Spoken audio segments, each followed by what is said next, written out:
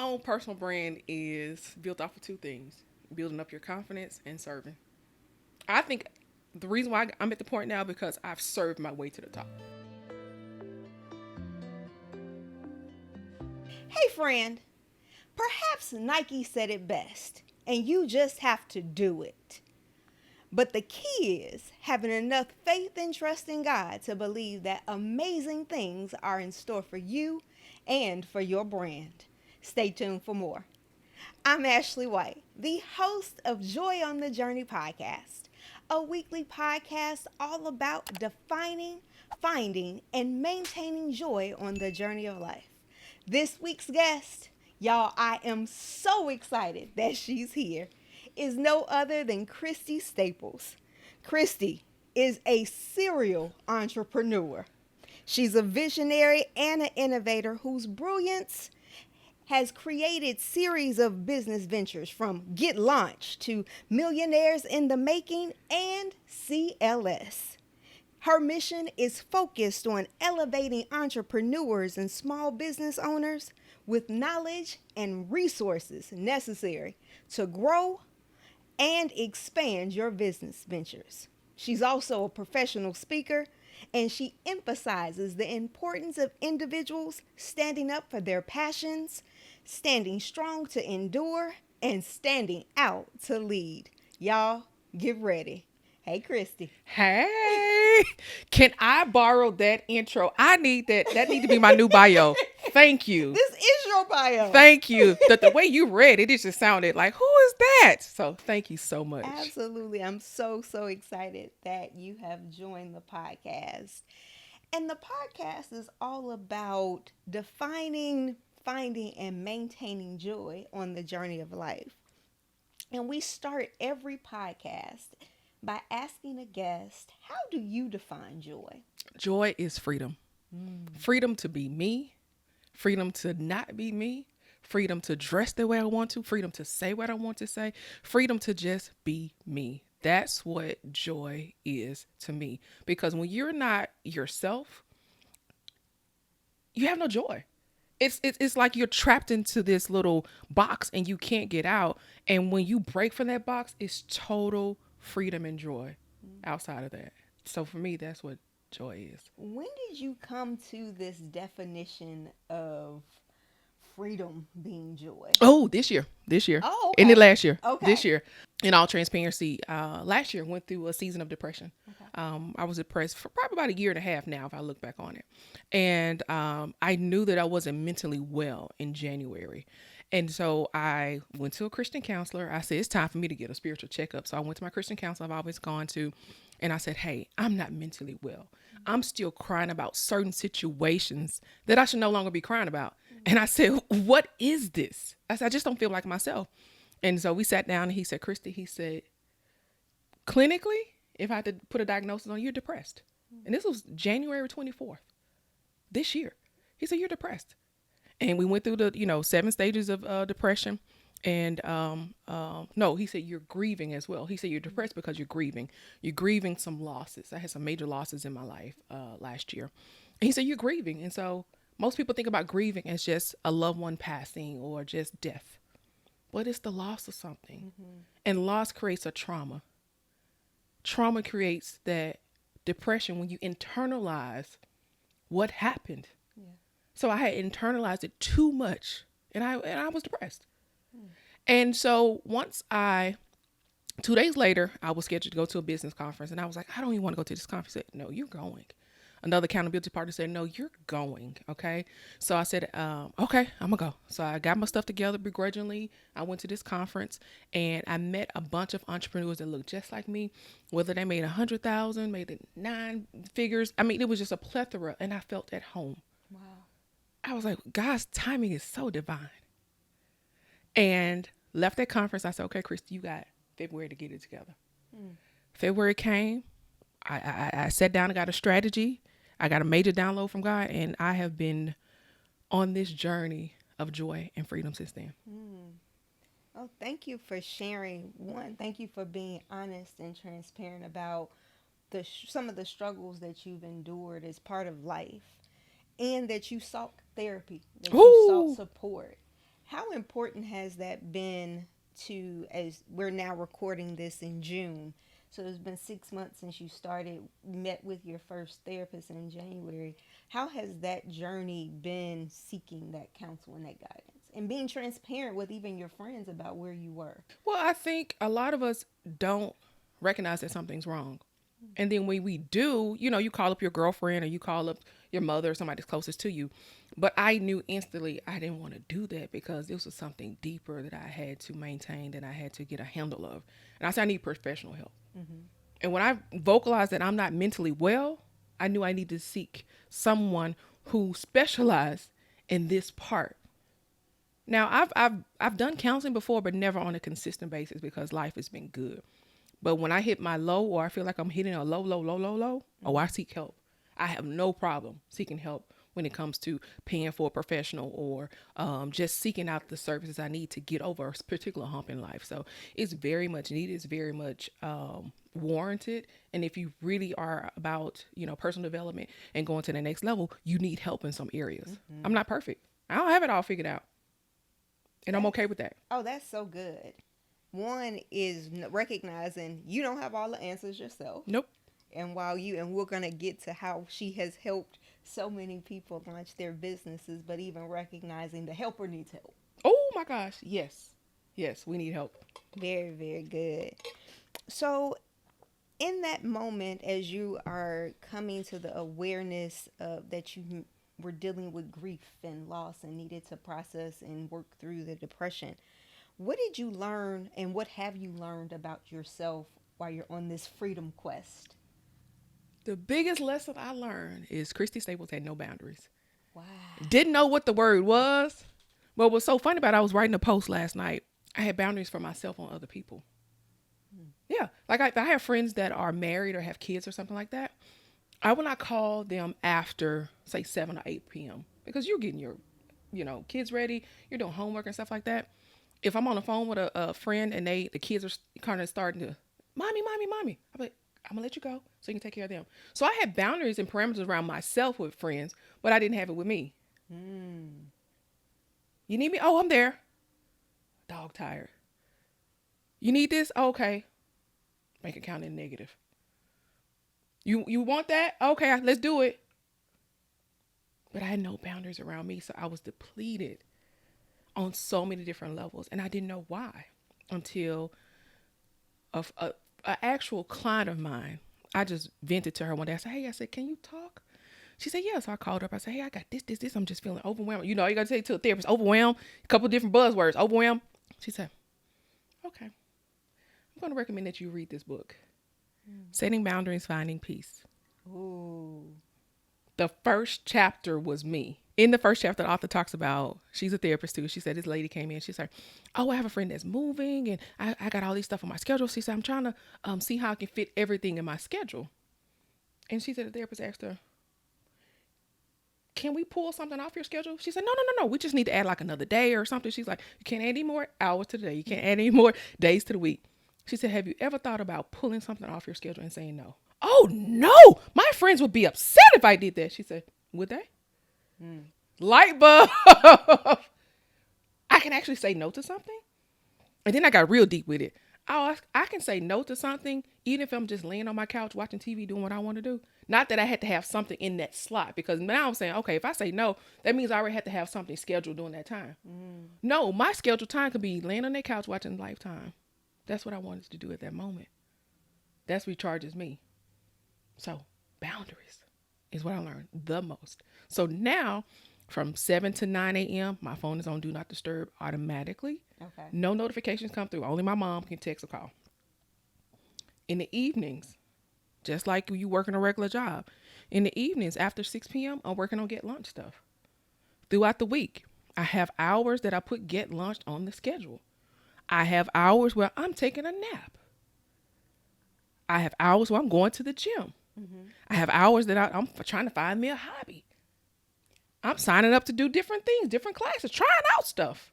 And this is so impactful to me when you said trying to find a hobby, because I met someone a couple months ago in the beauty salon, and I knew what she did, and she's going to be a future guest. She's a chiropractor. And so I'm intrigued about what she does. Mm-hmm. I'm just very intrigued. Mm-hmm.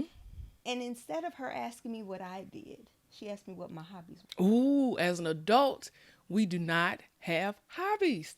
And I could not answer the question. And so I have been stuck pondering. And she didn't mean it insulting. She really wanted to know, what do I do for fun? Mm-hmm. Not what I did as a business. Mm-hmm. And I could not answer her question. Mm-hmm. And so I have been wrecking my mind with, this can't, while this is a ministry and a passion, this can't be all that I do. Mm-hmm. So thank you for being very transparent and even bringing that out, that we got to have more than what we do as business people, as business women, that gives us a moment to relax We need it. and to enjoy the abundance of life. Mm-hmm. Can you share the name of that book again? Setting boundaries, finding peace. Setting Boundaries, Finding Peace. The link will be in the description. So now let's get more into your journey. Christy, I would describe you as an entrepreneur's entrepreneur. Oh, I like that. Your visionary concepts have launched so many different successful brands. When did you realize that this was your superpower? I realized this is my superpower when I told this the other day on social media. I was fed up with my job. I hated my job. Knew I needed to find fulfillment outside of my job. So I had a girlfriend who was getting ready to start a nonprofit, and I started volunteering and serving her vision.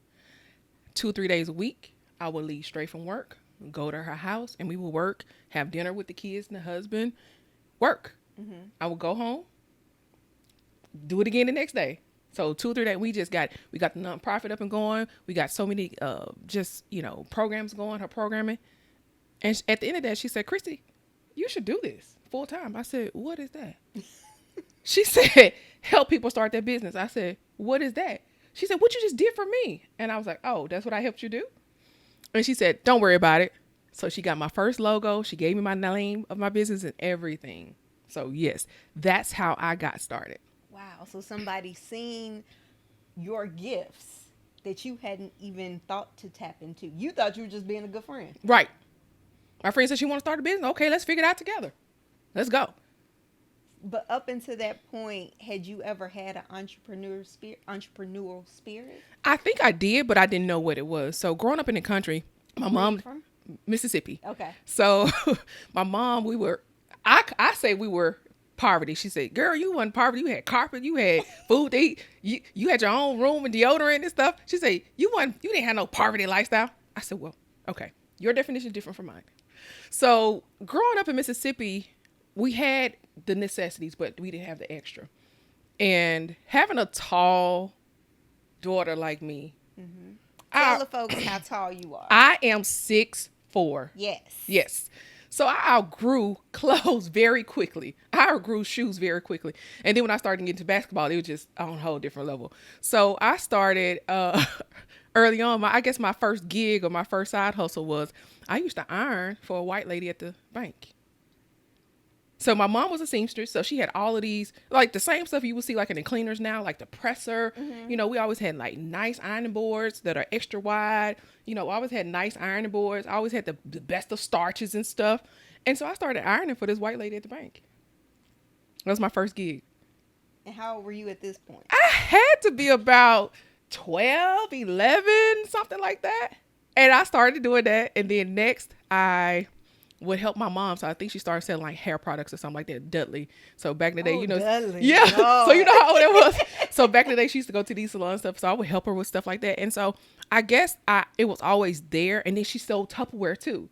So I would help her with the Tupperware and stuff. So I guess I was kind of always around it, but I didn't know what it was. Gotcha. I just knew I needed money.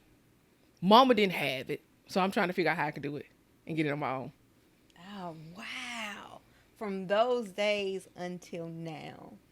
So once you got started, what do you think has contributed to your success, or who has mostly impacted your ability to be successful? I think it's been a combination of the people that I come in contact with, and then also, just myself. I've learned later on in life to get coaches and be a part of masterminds and stuff like that. But I just think it's the joy, the simple joy that you get from someone who has an idea. You help them get it started, and then they have that moment when it's like, oh, it worked. You know, the eyes get big, the heart swells up because it's like, I did it. It happened, and someone helped me. So that keeps me going. Oh, wow, that's beautiful. I want to talk about being an entrepreneur. And I shared with Christy earlier, this is new for me. My grandmother owned her own business my entire life, but I never thought that I would have a venture outside of the traditional 9 to 5. And what I am learning is that it comes with risk and challenges.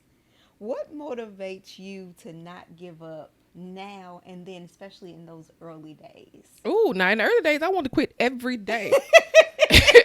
Let's just be honest. I wanted to quit because I was dealing with the wrong clientele in the beginning. So I was dealing with other entrepreneurs. They broke, I'm broke. We broke together. And I was like, okay, so this is not working out. So then I said, okay, we need to regroup. And so just what keeps you going is, you know, you could be kind of trucking along, don't have any traction. Then something happens. Oh, okay. So this is working. So then you go move in that direction, trucking along. Something else happens. So it's just the momentum that keeps on building and building and building is what keeps me going. And then when you do have those clients that come back and say, man, what you taught me worked, or they tag you in a post, oh, thank you, Christy, for showing me how to do this. You know, so teaching people how to really fish and not doing everything for them. And then they get it and it works. I'm like, yeah, because this got to work without me. Like, I got to pull myself out of this. So that's, you know, just kind of what keeps me going. Oh, that's good. Teaching people how to fish. Oh, that's so good, because sometimes as natural nurturers and as natural helpers, we just want to do. And I did. Okay. And I did in the beginning when I first started.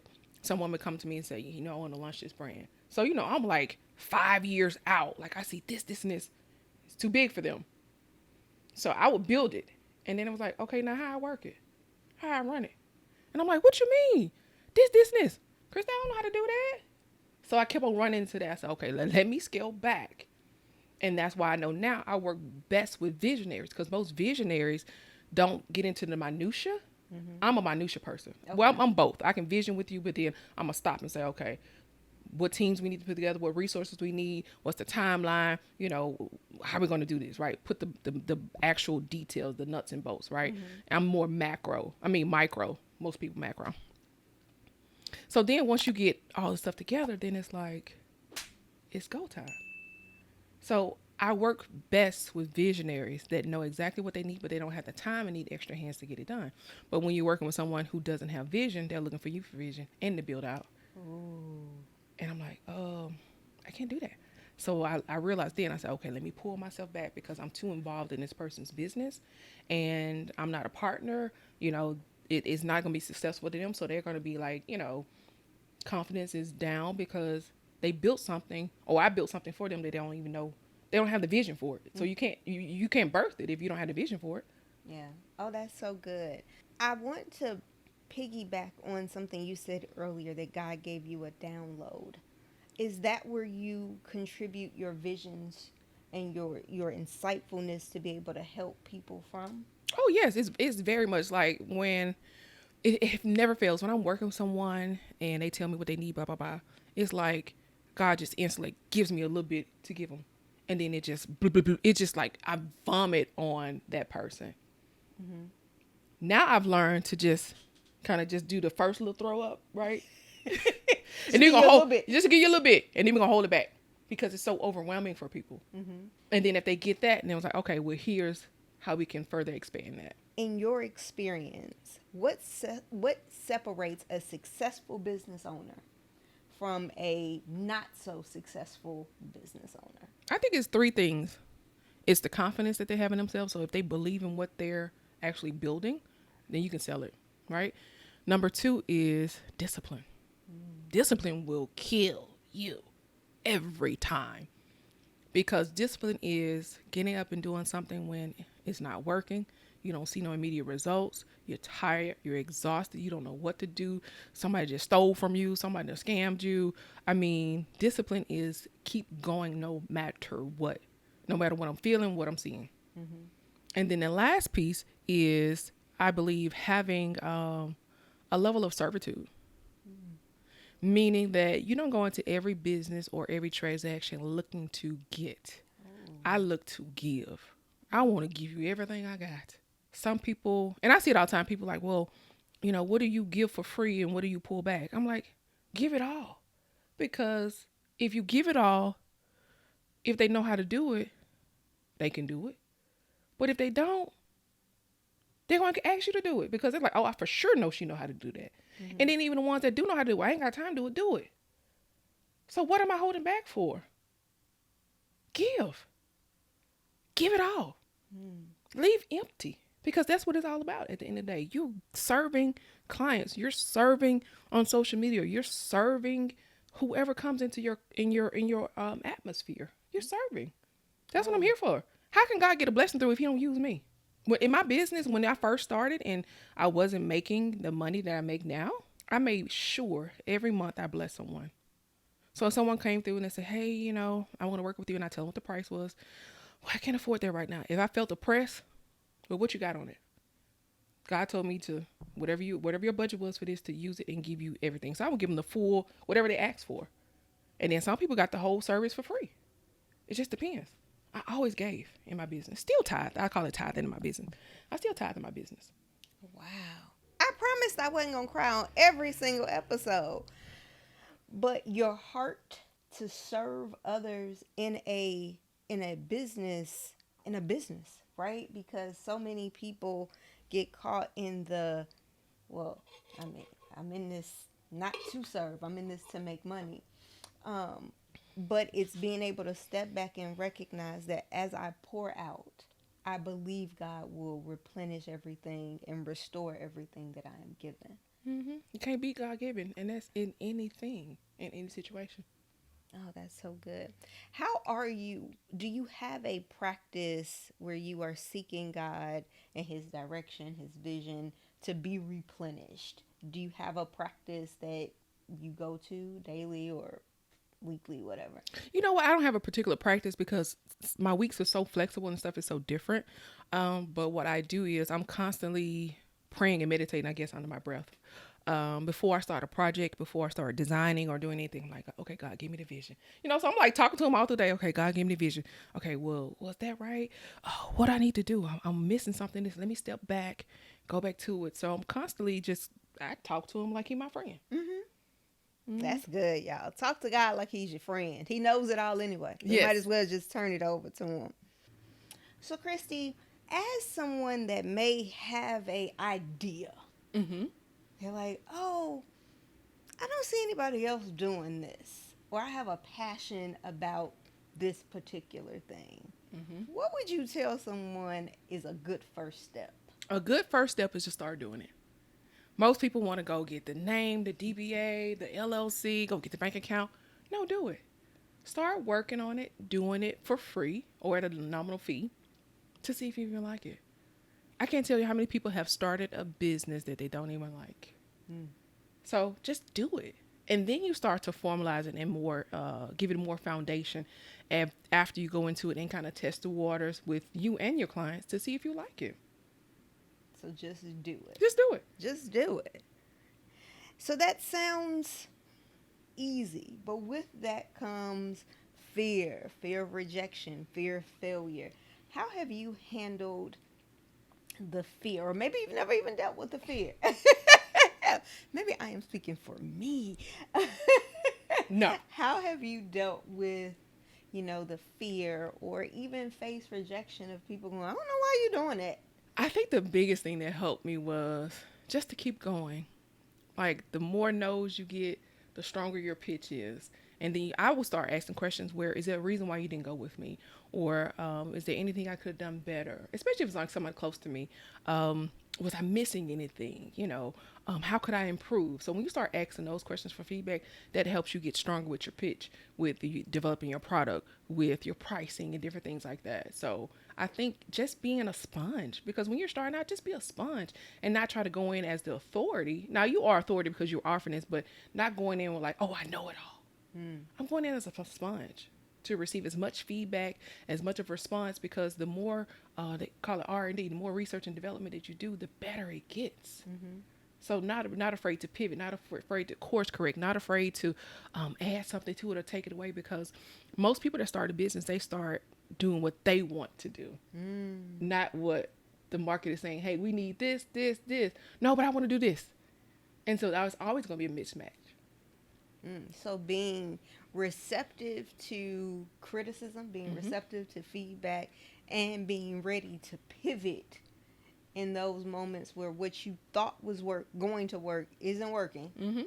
So stop hitting your head against that wall. Right. And be willing to change direction. Or sometimes it's not even all the way going from north to south. Maybe it's just a little tweak. Yeah, just a little tweak. Yeah, that's good. That's good. Can you think of any pivots that you have personally had to make as you've been building various brands? Oh my gosh. Personally, like my first business, you would never know what it was, because it was a bookkeeping business. Okay. Called Etched in Stone. I hated bookkeeping. That's what I'm saying. Do it. But logically, my first degree was in accounting. Accountants always going to have a job, right? Same. So I was like, well, let me just start a bookkeeping business. Girl, I hated that first person that gave me a box of, an actual shoe box of receipts. I said, oh, I'm not doing this. Oh, I'm not doing this. This wasn't it. What was that? The manila envelope with the little clasp on it. Oh, so I'm not doing this. I said, oh, no, this ain't me. Nope. And I was like, I'm going back to work. Because at that time, the first time I was laid off. I said, oh, I'm going to start my business. I did the book. I said, oh, no, I'm going back to work.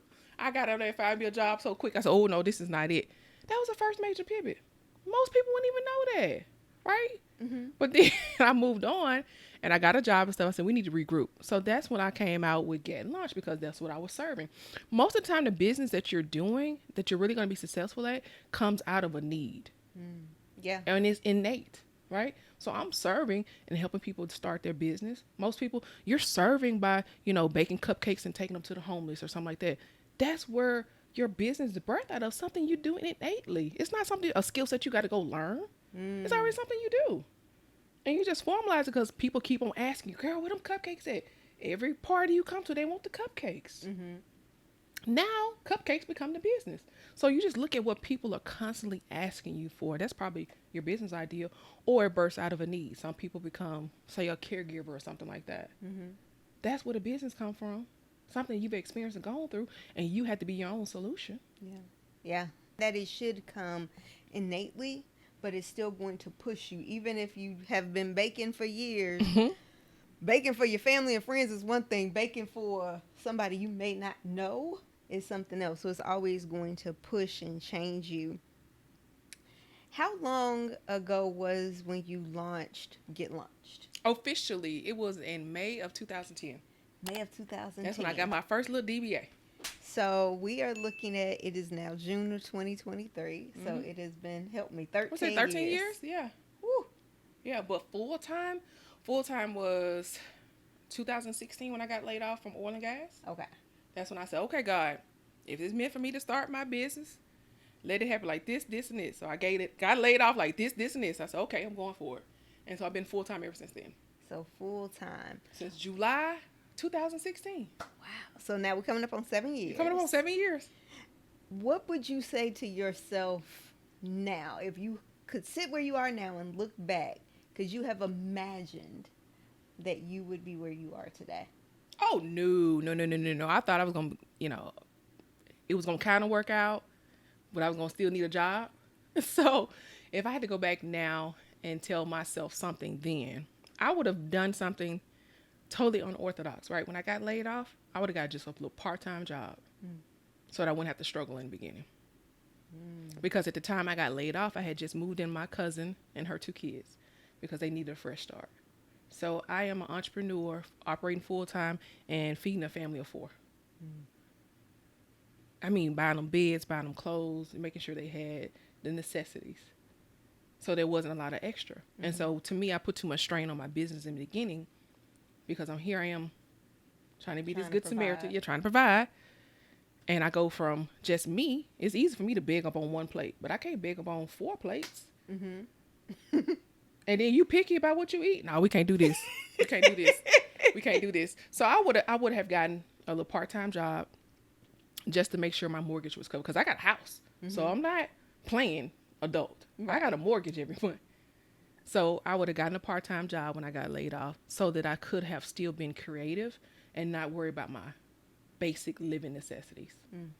Oh, that's good. Thank you. Thank you so much for sharing that perspective, because I think sometimes in this social media world and this gotta get it, gotta get it, gotta get it, that people look down on folks that do have the traditional 9 to 5. And it's like, no, you need to quit that job. And so thank you for saying, if I had done the world differently, I'd have got another job while I was still pursuing my purpose and my passion. Just making sure that my basic four walls, the tenants of my house, were covered. While I didn't feel a pressure to create, I felt empowered to create. I'll tell you another time. When I went back and got my master's, I shut down my business. We got a part-time job at a community center that I worked, in the evenings. And I had Friday, Saturday, and Sunday off. So that's when I went to class, Friday and Saturday. There's nothing wrong with getting something in between time. Another time, I had to replace the roof on my house. I had the money, but it was going to deplete me. And I said, nah, I need a little cushion. So I worked out a deal with the guy that did my roof, black guy, Christian guy. God sent him my way. So I gave him $4,000 down, and I said, can I pay you the last $2,000 in 30 days? 30 days later, I paid him. I paid him early. But the only way I was able to do that is because I was substitute teaching at that time. Okay. They called me up, Miss Staples, we got a 30-day position.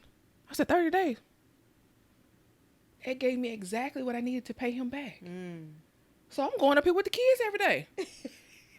Taking rolls. Sit down. Sit down. But I had internet. I had my computer. So I was still able to get lunch work. You call roll? Okay. Is y'all lunchtime? Okay. But they gave me the exact money because I didn't want to have nothing. Right. So I went taught for 30 days. There's nothing wrong with doing what you need to do to survive, because to me, it's stupid to sit up here and struggle. I don't care if I have to go down there and greet at Walmart. Hey, how you doing? Christy Staples here. Get lunch. Down there at Walmart. I don't care. Because my bills, I'm going to be paid. I'm going to be fed. I got some AC. Even now, I drive an older truck right now. I want a brand new car so bad, but I traded in my car note for health insurance. I have no problem reallocating funds for what's needed. So when I had arthritis and all the stuff kind of flare up in my knee, I can go to the chiropractor. Yeah. I can go get my exams, because that's another thing that entrepreneurs don't think about, insurance. I pay that insurance faithfully every month and go to the dentist, the eye doctor, everything. I call it, what's my benefits? What I ain't used. Let me go make an appointment. Because I pay for it. Right. If I pay for it, I want to go. Who do I need to see? Can I get an IV infusion with this? Do y'all pay for this? What exactly is covered? Now, I'm not paying no more. What do you cover? Yes. Yes. That's good. Yeah. So I want to ask, you have built brands. What would you say is your own personal brand? You know what? My own personal brand is built off of two things: building up your confidence and serving. I think the reason why I'm at the point now, because I've served my way to the top. Ooh. I've served my way to the top. When I couldn't get in certain doors, I would go and volunteer. You need me to work the registration table? Like if there was a mastermind or like some type of event I wanted to go to and I couldn't afford it, let me go volunteer. I sit at the information desk. I'll be at the registration booth. People are afraid to serve. Every one of these big conferences that you see with these guys that you follow on social media, they need volunteers. I will go and volunteer in a heartbeat, because you still can hear. You still have access. You're still in the presence. You're in the atmosphere. You're in the room. But with a servant heart. You're going to glean. Remember, being a sponge. Yeah. That was good. That's what I do. And then they start asking you back. They start asking you, well, do you know anybody we can put on platform? You know anybody, you know a building or something we can use? Well, you're in Houston. We're coming there. Who can you connect us with? Then you become the plug. They need hands and feet and boots on ground. Yeah. She's just blowing my mind. There's a conference that I really, really want to go to the end of next month. And I've been looking at the price like, oh, but girl, I don't know if you can swing that. It never dawned on me to even just say, maybe you can't go as a participant this year, but you can go and see if they need help. Yeah. I have been honest and transparent and said I do these interviews for me, and y'all just and y'all just get the privilege. But because I just believe that everybody's story is going to be a blessing to someone else. So thank you so much for everything that you have already deposited. The final segment is, and I'm so excited to ask her. The final segment is all about the journey ahead. So as you are praying and seeking God for wisdom and even greater vision and clarity, would you dare share your vision for yourself or your businesses um, over the next 5 years? So the next 5 years, Christy has a transition. Christy has a transition to a bigger team. Christy has a transition from behind the computer to Okay. becoming the face. So I see myself on bigger stages. I see myself being flued out to Hey. speak, and have the honorarium that I want. I see myself partnering with softwares that I use and that I love. I see myself hosting my own big events that people are flocking to. I see myself being a one-stop shop that people can come to and get exactly what they need and learn how to fish and then go out and teach others. I see myself heading up a community of women who are hungry and they are disciplined enough to really launch their business and expand their brand to a whole nother level. Oh, I told y'all it was going to be good. If someone needs your services, if they need to be launched, they need to be empowered. God gave them a vision, but they're like, but I don't know what to do. How can they get in touch with you? So people, you can get in contact with me. I'm very social on social media. I am CL Staples on Instagram and Facebook, and also Hire Get Launched on Instagram and Facebook. My website is hiregetlaunched.com, and I can be reached at christy@getlaunchtoday.com. Excellent. And all that information will be in the description of the podcast and the video. Y'all, I know that this has blessed you because it has blessed me. And I just want to ask, have you subscribed? Yes? Go ahead and hit the button, hit the notification bell so that you are always updated every single time we launch an episode.